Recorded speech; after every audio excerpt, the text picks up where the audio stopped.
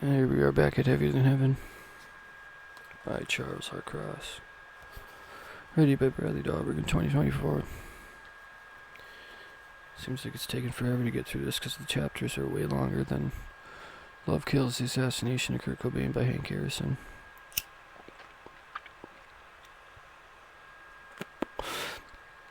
MG Studios, you can lick my nutsack. I'm definitely not going to sit there and rant and rave through each one of these chapters of this book and talk about my hatred for women. Up to chapter 11, Candies, Puppies, and Love. London, England, October 1989 through May 1990.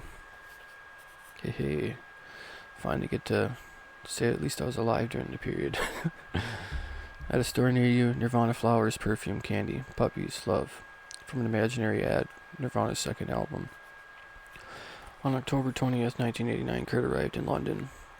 He had 3 days off before the first show, and he would have liked to visit the British Museum, yet he felt ill, and so he settled off for his photograph being taken at the entrance. His bandmates explored the British pubs, but Kurt, who didn't drink or smoke pot at the time because of his stomach problems, stayed in the hotel with bronchitis, a recurring condition, to try to cure himself. He would try to beat his chest with his fist, thinking the violence would loosen the phlegm. The band was touring Europe with Tad and another Sub Pop band, who were fronted by Tad Doyle, a 300-pound former butcher from Idaho. Since the two bands shared a deep and heavy sound, it had become one of Tad's almost freakish obesity. A clever UK promoter advertised the gig as Heavier Than Heaven. The play on the words became the official title of the tour, used on the posters and in the newspaper adverts. It was an adept summation of the sonic assault both bands created, if the sheer volume did not subdue you.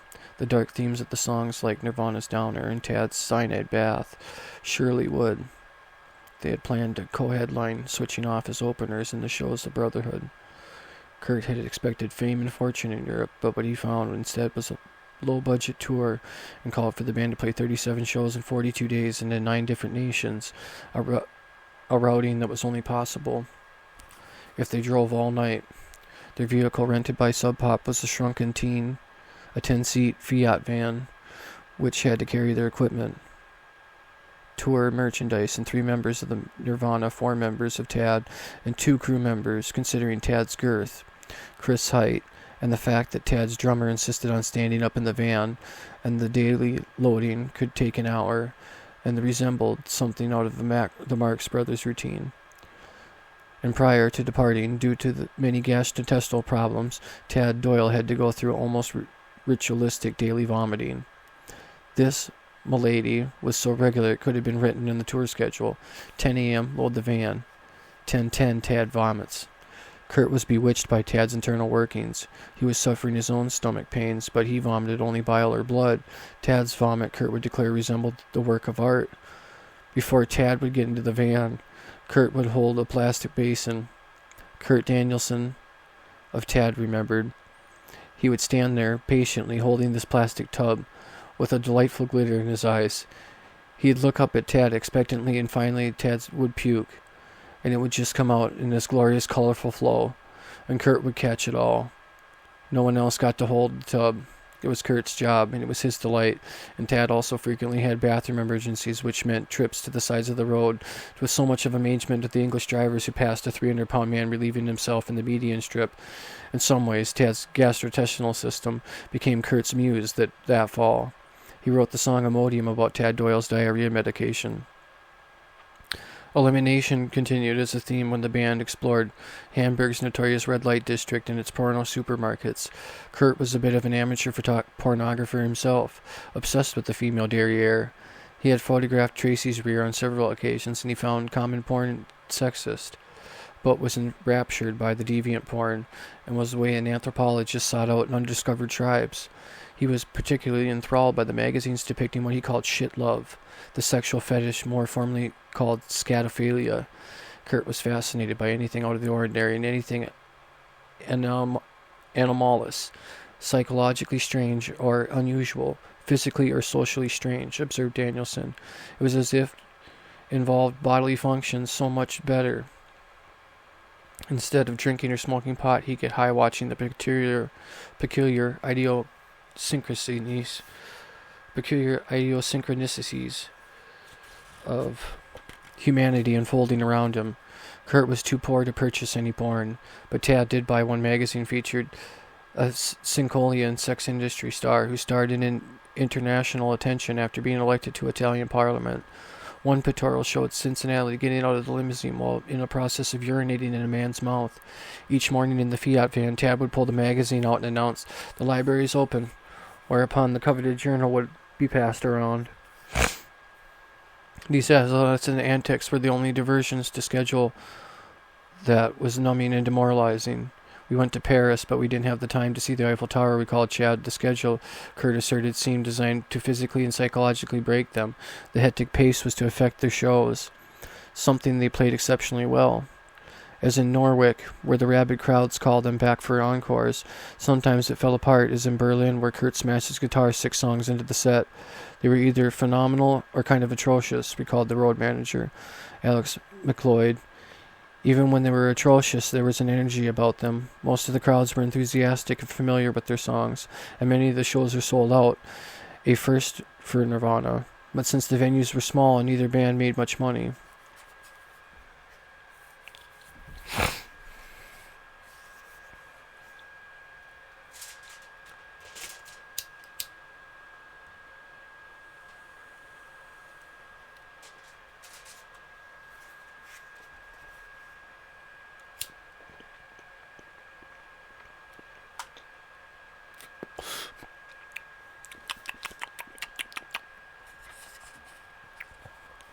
They did give a lot of press. That, along with that extensive airplay from the influential DJ John Peel, propelled Bleach into the top 10 of the UK independent label charts. While in Berlin, Nirvana got their first magazine cover. Back in Seattle, the Rocket, Kurt told Nils Bergenstein, his current influences were cutie bands like Shona Knife, the Pixies, and the Vaselines. His latest and greatest crush. He also addressed that what he described as a prejudice he felt in Seattle's hipsters had against Nirvana. "I feel like we've been tagged as illiterate redneck cousin fucking kids that have no idea what's going on at all, and that's completely untrue."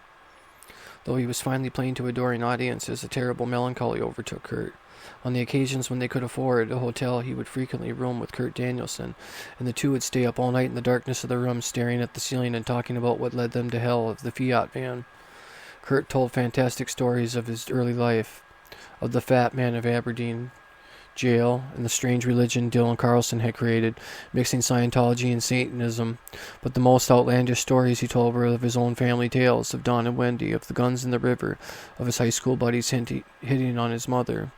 During the restless night, Kurt confessed that he wished he was home. "I've wanted to go home since the first week of the tour," he said, lying on this hotel bed. I could go to my mom's right now if I wanted to, and she'd let me. She'd wire me the money." His voice cracked as if he were telling an elaborate lie. "She'd have me, A few days later in Rome, Kurt broke down on stage. Tad played first and fired up the crowd with the chants to "Fuck the Pope," always the popular with the punk rockers in Italy. By the time Nirvana came on, the sold-out audiences was riled up, but the problems with the sound system infuriated Kurt. After playing 40 minutes, he climbed a 30-foot stack of speakers and screamed to the crowd, "I'm going to kill myself." No one in the room, not even Chris or Chad or Poneman or Pavitt, who had come for the gig, knew what to make of this. Nor did Kurt, who suddenly found himself with the audience shouting "jump" in broken English. He was still strumming his guitar, and the rest of the band was having stopped to watch, seemed unsure what to do next. He would have broken his neck if he would have jumped at the point he realized that. Observed Danielson. Kurt would eventually climb down, but his freak-out wasn't over. Backstage, the promoter complained that the microphone had been broken. The road manager, McLeod, was disputing this and demonstrating the microphone worked fine. They could ill afford to replace it. Kurt grabbed the microphone and twirled it like Roger Daltrey and smashed it to the floor. "There, now it's broken," he exclaimed as he walked away. He recovered enough to play for another 5 shows in Europe, and the tour ended in London for another lame fest. Kurt pulled out all 3 stops for this date and jumping and down on stage until his knees were bloodied. But psychologically, the tour was over for Kurt after the Rome. He didn't have another guitar player to fire. So this time I love how they fucking threw the suicide thing into this chapter here. Always throwing it back and forth. It's going to be a really hard thing for me to even sit there and spit out that stupid narrative of how he committed suicide. It's going to be at the end of this book. Bunch of bullshit innuendo. Essentially fired by his label, Pavitt and Poneman had flown to Rome. Kurt couldn't stop contrasting the contradictions in the van and the jetting styles that these two traveled in. Though Nirvana stayed with Sub Pop for another year in the progressively worsening marriage, Kurt had already emotionally jettisoned his label. By this time, Nirvana had returned to America in early December, and Chris and Shelley had announced their engagement with a wedding set for New Year's Eve at their house in Tacoma. Kurt and Tracy attended, and though they drove from Olympia to Tacoma and was one of the worst 30 minutes of their relationship, Tracy couldn't witness Shelley's marriage without broaching the subject of commitment with Kurt. Even while she knew it was a topic destined to pain her, during the European tour, Chris had phoned Shelley frequently, and all Tracy got from Kurt was an occasional postcard, though one of those said "I love you" 20 times. But the one drive to Tacoma was the only way he had addressed marriage, was to joke about her marrying someone else. "I still like to have sex with you, because I really like it," he told her, thinking he was giving her a compliment. At the wedding, Kurt spent most of the evening on the roof by himself, uncharacteristically drunk, welcoming in the new year. That Christmas, Kurt and Tracy had celebrated almost 3 years of togetherness.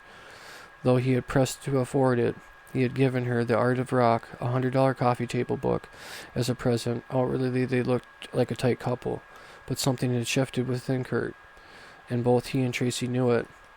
When he returned from the tours, he took the longer to warm up to her, and the contrast between their away time and together time was testing her patience. She felt like she was losing him to the rest of the world, and in a way she was. As things continued to improve Nirvana, the band increasingly provided them the self-esteem and financial support that had previously come from her. By the beginning of 1990, Kurt had related business and needed to be done every single day, and Tracy knew that not to test where she ranked in this comparison, but in the truth she knew that he was moving away from her. She was a level-headed girl, and Kurt just kept getting weirder and weirder, and she wondered where it might all end. That February, he wrote in his journal, "Half fantasy, half reality. That would have concerned any lover. I'm a male aged 23 and I'm lactating. My breasts have never been so sore, not even after receiving titty twisters from bully schoolmates. I haven't masturbated in months because I lost my imagination. I close my eyes and I see my father, little girls, German shepherds, TV commentators, and no voluptuous, pouty-lipped, naked female sex kittens wincing in ecstasy. I see lizards and flipper babies." And this other entries like that made her worry about his mental state. Kurt had never slept well, grinding his teeth at night and complaining of recurrent nightmares. Ever since he could remember, he had dreams about people trying to kill him, Tracy recalled. In dreams he'd be trying to fight people off with a baseball bat, or people with knives coming after him, or vampires. And when he awoke sometimes with tears in his eyes, Tracy would comfort him the way a mother could soothe a small boy, holding him in her arms and stroking his hair, and she would always be there for him. She told him that she was never going to leave. Yet he lied to her. Yet he lied there looking at the ceiling soaked with sweat, and he had those dreams all the time. She worried about how he calmed himself when he was on tour. Outwardly, during the day he looked fine, and never talking about bad dreams, instead giving the appearance of someone who dreamt only of the band.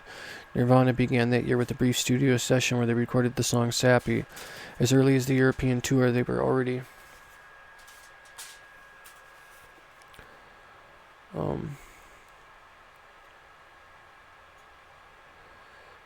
let me jump to the band. Nirvana began that year with a brief studio session where they recorded the song Sappy. As early as the European tour, they were already talking about a new album by summer. For the first time in Kurt's career, he wasn't a solitary force pushing the new release. Now Sub Pop, the press, college radio, and even the growing cadre of fans were asking him the new music. He was still writing at a prestigious rate, and the songs kept getting better. Nikki McClure had moved into the apartment next to his, and she used to hear him all through the walls, constantly playing his guitar. One afternoon that winter, she overheard a beautiful melody that came through the heat vent, and he kept starting and stopping the song as if he were constructing it on the spot. And that evening, she tuned the radio to KOS and heard Kurt playing the song that he had been rehearsing that day live on the air. On January 19th, 1990, Nirvana played yet another Olympia show. that would go down in the history books, though this one for different reasons from others. The show at the Grange Hall outside the town would pair Nirvana with the Melvins in a beat happening. As a costume, Kurt used stage blood to draw needle marks on his arms, and he wasn't certain what a junkie looked like, so he overdrew the marks, which gave him a ghoulish appearance, more like a zombie from an Ed Wood film than a drug addict. He was wearing short sleeves, and both arms from his wrists had these bruises, observes Garth Reeves. It looked like he had a disease. Nonetheless, Kurt's attempt at a joke would be at unintended consequences. His parody was lost on the many in the crowd, and the rumors began to circulate that he was indeed a junkie. Still, the show represented a watershed of sorts, though the Melvins headlined. Nirvana were more popular than their mentors. The Melvins ended their set with the dynamic cover of Neil Young's Rockin' in the Free World, and Kurt was in the front row raising his fist with the rest of the audience. Yet he couldn't help but notice that the third of the crowd had left after Nirvana's set. Something even more shocking happened the next night, when the Melvins and Nirvana had played in Tacoma at the hall he called Legends. The concert was completely sold out, and earned Nirvana's payday of $500, one of their biggest checks to date. There were 100 people on stage diving, creating chaos. One of the most obnoxious was Matt Lukin of Mudhoney, who used his backstage pass to walk on stage and then dive headfirst into the audience. Nirvana's set had stopped 3 times to break up fights between Lukin and the bouncers. "He's our friend," Kurt kept telling the bouncers, sending both concerned and embraced. By the end of Nirvana's performance, which included part of Lynyrd Skynyrd's Sweet Home Alabama, there were 5 security guards standing in the front of the band. That didn't seem odd to Kurt. But what positively amazed him was seeing Mark Arm of Mudhoney standing on stage, bopping his head back and forth during all of Nirvana's set. Mark Arm, whose real name was Mark McLaughlin, was certifiably the tastemaker for Seattle's punk scene, while Pavitt and Poneman had craftically catalyzed on grunge. Arm, with his band Mudhoney and his previous group Green River, had virtually invented the music style, and even come up with the term grunge. Writing in a Seattle fanzine in the early 80s, and Arm was bright, sarcastic, talented, notorious for partying, and exuded the kind of confidence that made people think that he was destined for stardom. In short, he was everything an insecure kid from Aberdeen imagined he could ever be. For Arm to appear at your concert and be seen enjoying himself would be the equivalent of Jacqueline Kennedy Onassis come to your wedding and dance all night. Kurt's adoration of Arm was obvious to everyone, and Kurt had to be the most obvious to Buzz Osborne, who was watching his former charge to move on. Kurt had attempted to foster a friendship with Arm, which limited his success. When in Seattle, he'd frequently stop at Arm's apartment, where he was intimidated by Arm's collection of punk rock singles, the ultimate status symbol in their circle. He obviously idolized Mark, and remembered Carrie Montgomery, Arm's girlfriend. Mark wasn't all that impressed by it. Of course, at the time, Mudhoney remained Sub Pop's priority and the kings of the Northwest scene, a number of major record labels who were interested in them. They pledged to stick with the Sub Pop O-wing of Mark's and Arm's friendship with Pavitt. But even Mudhoney and this friendship was tested in 1990 when Sub Pop's financial problems threatened to sink the label and every band on it. Though the records by Tad, Nirvana, and Mudhoney had been consistent sellers, and the sales of Nowhere Level required the funds of operations Pavitt Pullman had built, Sub Pop actually asked to borrow half of our first European advance. Mudhoney's Steve Turner remembered the label was so broke they offered the band's stock lingo and royalties owed. "We said, that's the point of that," recalled Matt Lukin. "You're going to bankrupt in 2 weeks, and it's particularly hard for Lukin to watch how poorly Sub Pop treated his friends Nirvana. I saw how long Bruce had been promising to put another record for them, and he kept putting them off," Lukin recalled. "They got put on the back burner."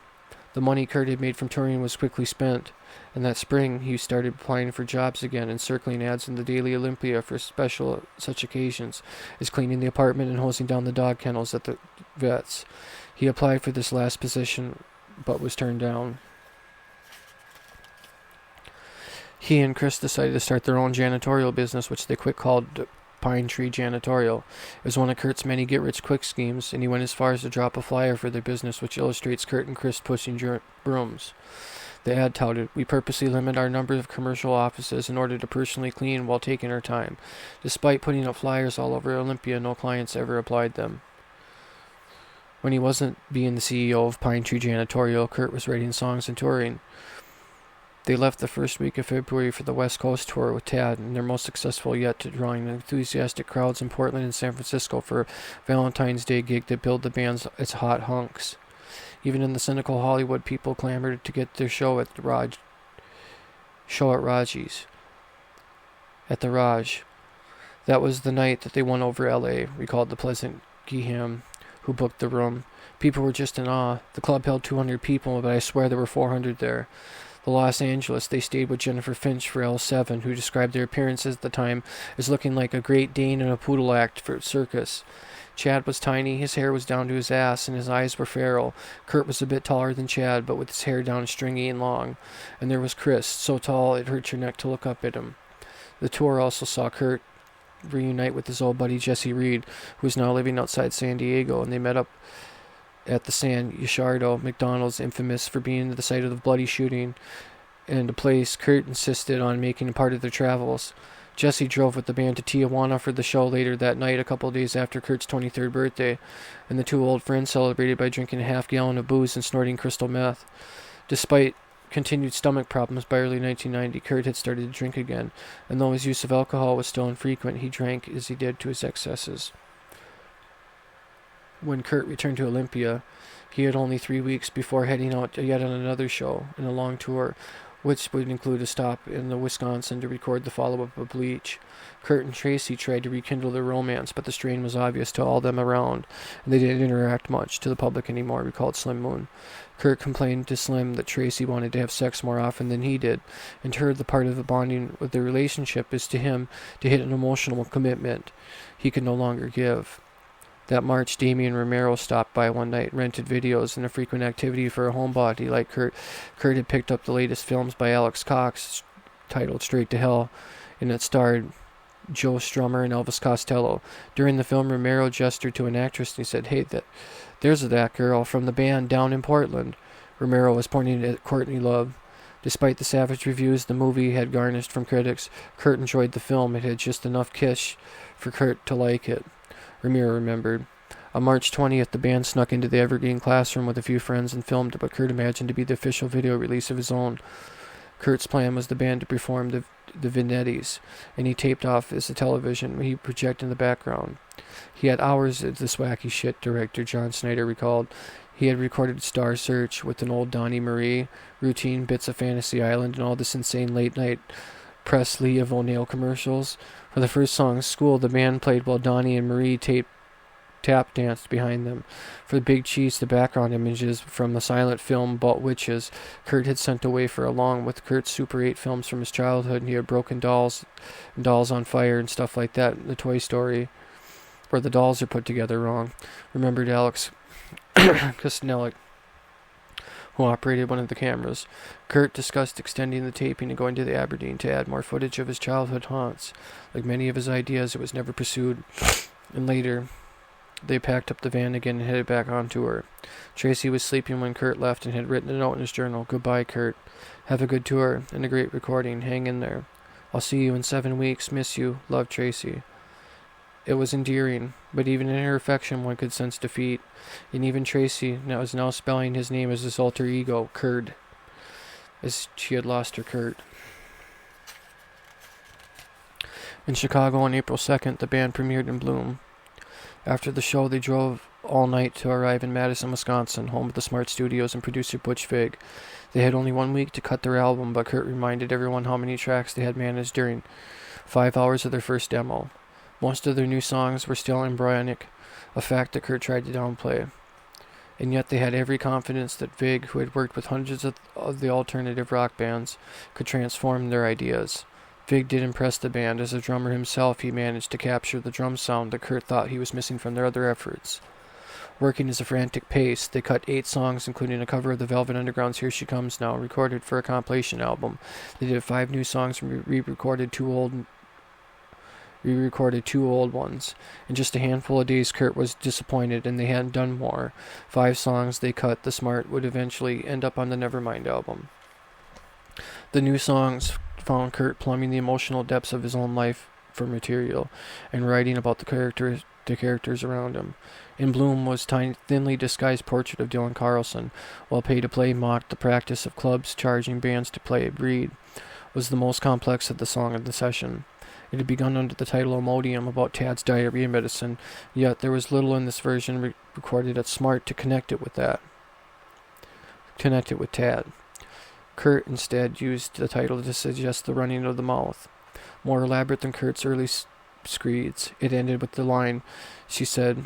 The song was captured in a dialogue, adding another layer of narrative. She said. Kurt had come up with the album title Sheep. The name he had was an inside joke on the masses he was convinced would be buying his next effort. Because you want not,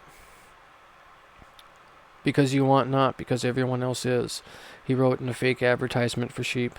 The ad reads, many women rule the world, abort Christ, assassinate the greater lesser of two evils, steal the sheep, at the store near you. Nirvana, flowers of perfume, candy and puppies, love, a generational solidarity, and killing your parents. Sheep. Around the same time, he wrote yet another fake biography of the band, would prove strangely prophetic. Even if it was filled with adolescent jokes, it was described as the band's 3-time Grammy Award winners, #1 Billboard's Top 100 for the 36 consecutive weeks in a row, 2 times on the cover of Rolling Stone, hailed as the most original, thought-provoking, and important band of the decade, Time Newsweek. A few hours after finishing the final mixing, smart as they were back on tour in Vig's Masters to Sub Pop, even though the band had grew doubts as to whether they wanted the label to release the sessions. 2 weeks later in Massachusetts, Kurt called Tracy and a long phone conversation ensued, and one of both of them knew it was coming, one that she had hoped to postpone or avoid. He told her things weren't working out between them, and that maybe they should no longer live together. It wasn't an out-and-out breakup, honesty wasn't Kurt's way of dealing with conflict. He thought maybe we should live apart for a while, because we needed a bigger place, recalled Tracy. Kurt's suggestion was peppered with the maybes and tempered with the assurance that even if we weren't living together, we would still be going out. But we both knew it was over. Within the next month, Kurt slept with the young woman while on the road.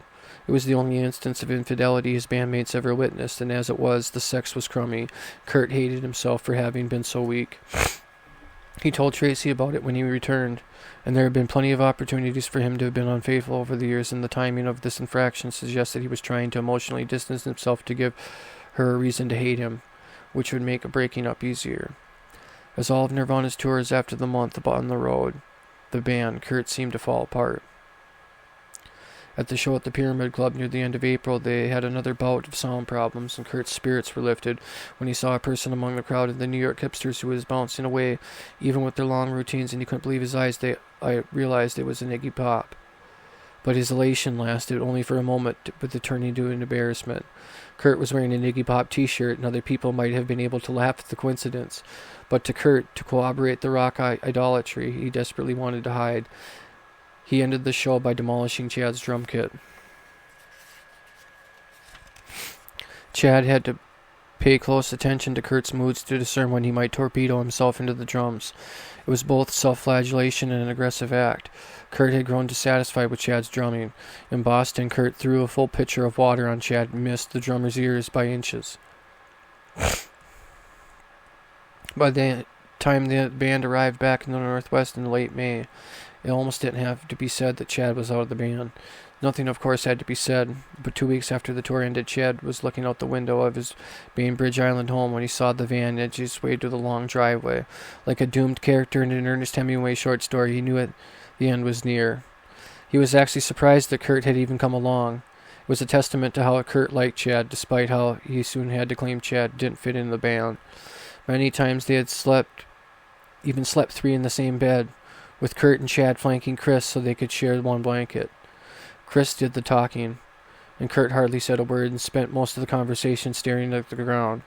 But even Chad, it came as a brief relief. I spent 3 years with these guys, in really close quarters, Chad recalled. We'd gone through hell and back together. We'd even been in shit together, in little vans, paying for no money, and there wasn't any big daddy with the big bucks bailing us out. Kurt hugged Chad goodbye, and Chad knew there had been a friendship, but there he realized it was gone. I knew when we said goodbye I wouldn't see them for a long time. Oofta. That was a long chapter. Chapter 11 is now over. Don't forget to like, share, and subscribe.